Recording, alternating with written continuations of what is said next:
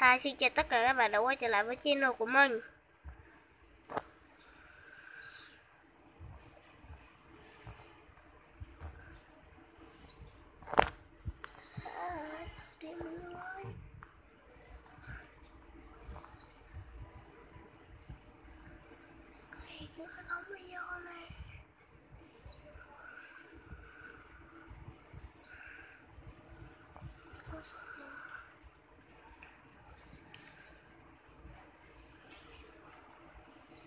Đây, mình đang chơi.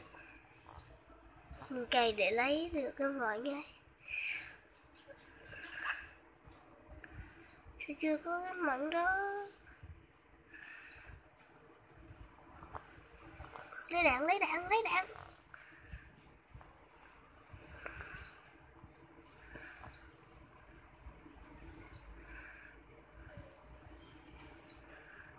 Mình xuống tốc đèo.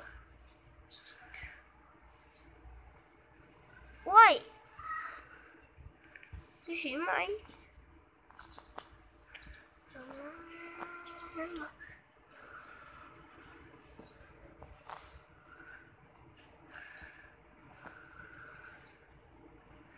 Mọi người tránh ra.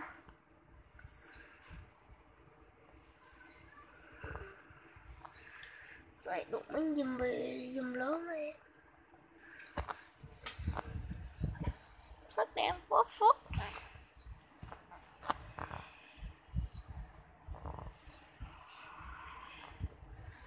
Mình quên đi khổng burger kia rồi.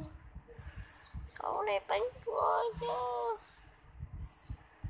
Cậu cũng thích không?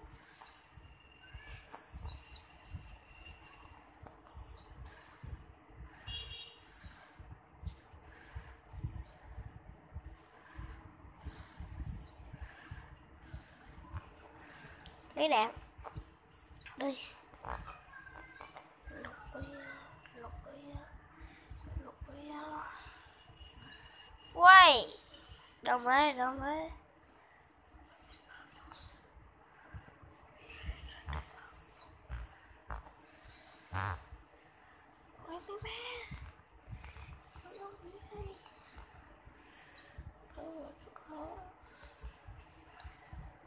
Đây, mình đang bắn đây, các bạn cày cuốc đây.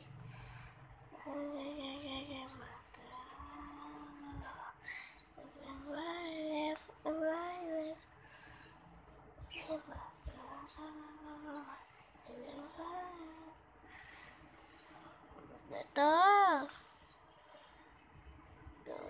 đạn gì cay dữ trời. Ui, thuốc nổ của bố. Ui, mấy người cào ảo. Mày tụi chị nhảy ra.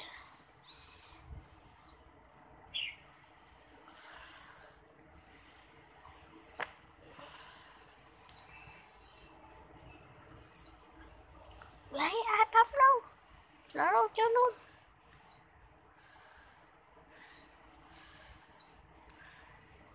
Chạy. Này thì chạy. Vô đây, chút nữa mình quay Skyward cho các bạn xem. 07 với tấu mình quay Skyward. Chuẩn bị nổ. Bám vô, chuẩn bị nổ. Đi, go. Quay. Cưng làm gì cưng làm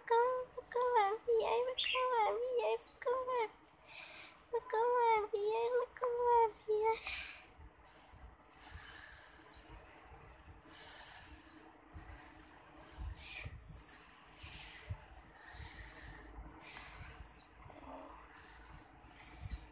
Cô ra.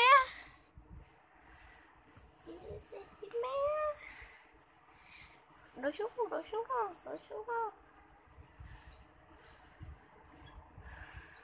Rồi tới giờ phượng hoàng lửa.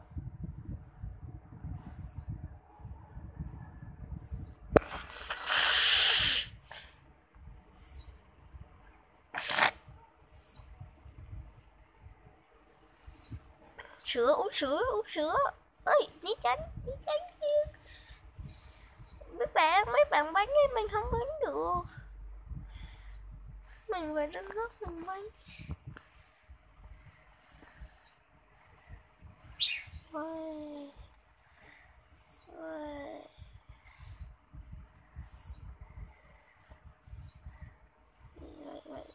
Vậy.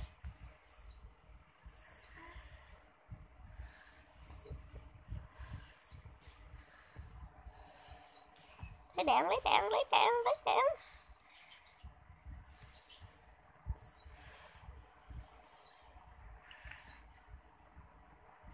Cây thẳng vô mặt nó. Bật lên. Cây thẳng vô mặt nó anh em.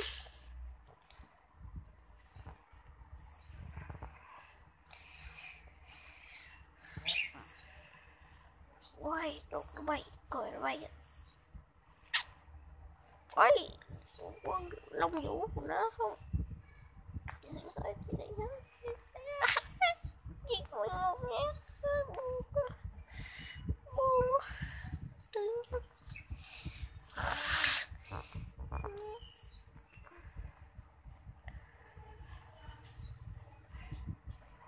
Đụng. Ôi.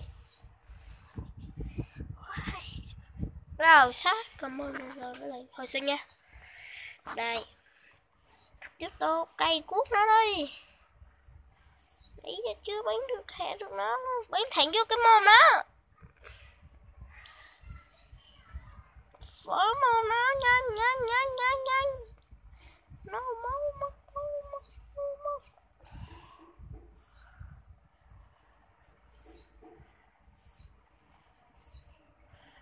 Rồi chui như tránh.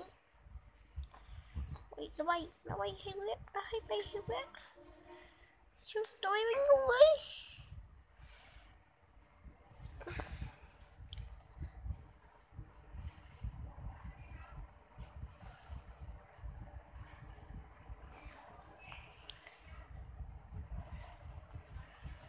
Rồi uống bình sữa vô.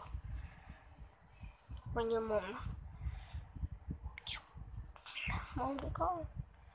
Đó, mồm để con ạ. Rồi, qua đây. Lấy đạn này.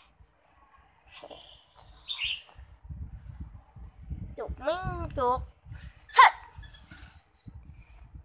Mình nằm ngồi xong rồi. Ôi, bắt cô. Nắm giật không mất luôn.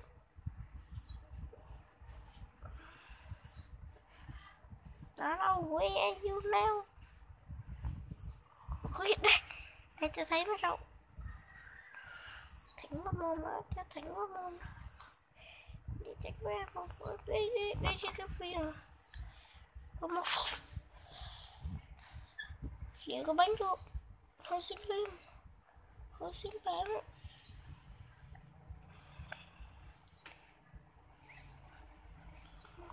Chạy rồi. Chết rồi.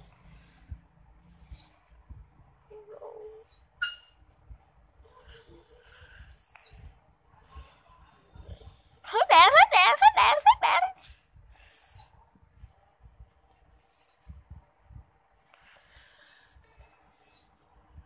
Nhà mình có nuôi chim nữa. Đâu thua.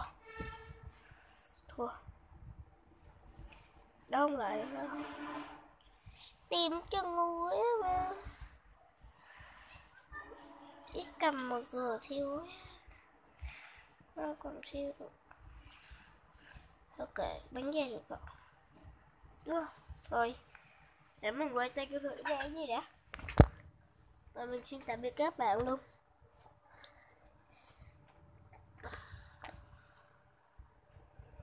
Bắn dở.